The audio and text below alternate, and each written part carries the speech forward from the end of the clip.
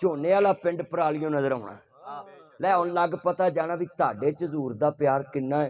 आंढ गुआंढ वेखना जो मैं शेर पढ़ना है और तुसी वेखना है जो मैं शेर पढ़ना है ना तुसी वेखना है जो मेरे होंटां ते आना है। इस मजमे च किसी ने चुप नहीं रहना। जे तुसी अज अजमा लो साउंड वाला भी कैमरे वालों सब नूं भुल जाने ने कैमरे साउंड सब ने वेखना है। मैनू अपने पराए भुल गए नी मैनू अपने पराए भुल गए ने लखां दीद तेरी नो रुल गए ने लखां दीद तेरी नो रुल गए ने लखां दीद तेरी नो रुल गए ने बुए जन्नतां वाले खुल गए ने बुए जन्नतां वाले खुल गए ने जद नाम मुहम्मद पढ़िया।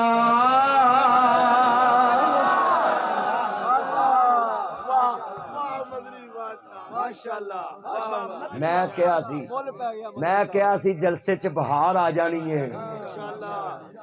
जलसे च बहार क्यों ना आवे जिदन दरवाजा सरकार ने खड़काना अंदरों संसर लगे होने ने 1.25 लाख नबी दे हाथ लगन नहीं खुलना। इत्थे संसर वालियां टूटियां होंदियां हाथ जड़ा मर्जी थले करे पानी आ जांदा है। महंगे शॉपिंग सेंटर च जाइए बूहे खुल जाते हैं वो खुलते साढ़े पैसों वाली है।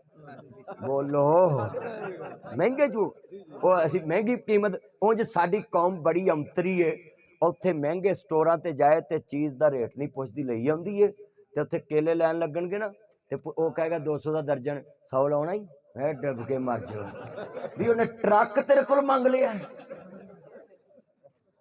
चलिया वो गरीब ने शाम नूं रोटी कमाउण वास्ते रेड़ी लाई कोठी बनाउण वास्ते नहीं लाई। रेड़ी वाले को जापानी फल लैन लगे हैं रेट ना पूछया कर जे अल्लाह दिता होवे ते इंजी मदद कर दिया करो। 200 मंगे उन्होंने कह भाई 225 लै।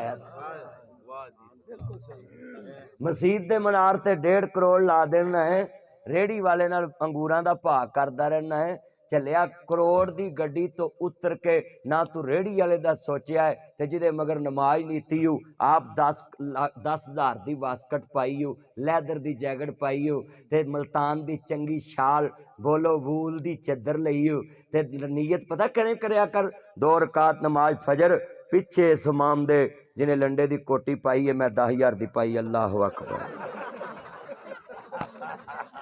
सच्ची गल कर। चलिया जिन्हों पेशवा इमाम नजर नहीं आता उन्होंने सज्जा खब्बा किवें नजर आएगा। नमाज ते लियांदी मसीते फर्ज इस वास्ते सी तेनू सज्जे ते खब्बे दी खबर हो जाए।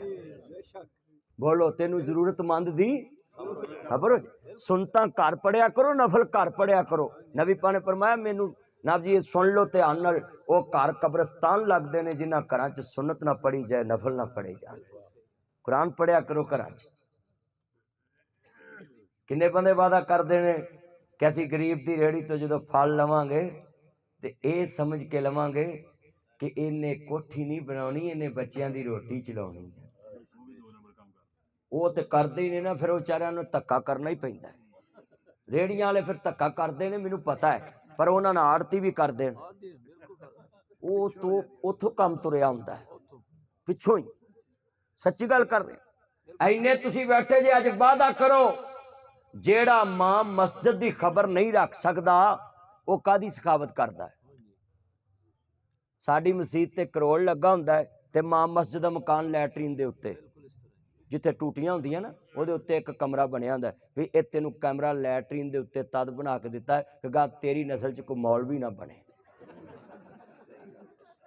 सच्ची गल कर रहे हैं और जिन्हें अपने प्यो नूं एक कमरे च वेखना है उन्हें मौलवी बनना है। तो जेडे साडे मगर नमाजा पढ़ते हैं ये हमारी लैटरीन पे 6 लाख लगा है। अच्छा 6 लाख ला के पाउना तो फिर भी गंद ही है। नहीं सच्ची गल कर रहा ये काम तो मुफ्त भी हो जाता है। पर अज मैं तुहानू एक गल करा 6 लाख लैटरीन ते ना लाया कर 50,000 लैटरीन ते ला 5.5 लाख ना भरा दी छत पा दे यतीम थले सौणगे क़यामत तक अजर मिलता रहेगा। 5.5 लाख वो छत ते ला दे वो लैटरीन ते 6-6 लाख लाई आते। कलमा पढ़ के दसो ला रहे ने कि नहीं ला रहे 10-10 लाख लाई आते। मैं हैरान आ मसीतां वाला नेर लिआंदा लैटरीनां ते टूटियां ते पैसा तुन्नी आਉਂਦੇ जिथे खंगार सुटने ਹੁੰਦੇ ਨੇ ਉੱਥੇ ਲਾਈ ਆਉਂਦੇ ਨੇ ਪੈਸੇ चलियो पैसा लाउणा ही ते मां मस्जिद दी रैश ते ला जदों मां मर जावे ओदी बेवा औरत नूं धक्के ना खाने पैण चलिया तू कट्टा सिला रहमी सिक्खी है 40 सालां च मौलवी कोलों कि ओदा जे कफन नाला नहीं होया ते बेवा नूं धक्का दे दित्ता ही कहीं नवां मौलवी लियाउणा तू मकान वेला कर दे। आज उम्मत क्यों नहीं तरक्की कर रही?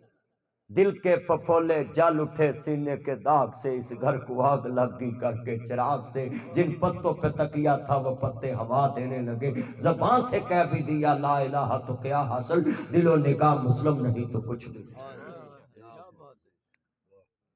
चाचे ने जाके खबर दी